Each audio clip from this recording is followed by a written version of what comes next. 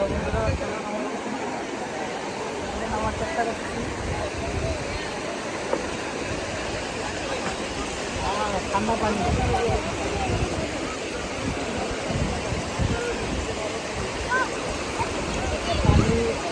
অনেক ঠান্ডা, আর এটা হচ্ছে একদম বরফ হলে পানিটা আছে তো, আর পানি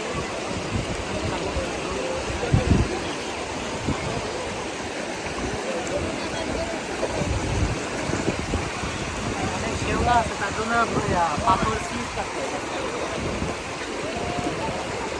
পাথর স্লিপ করতে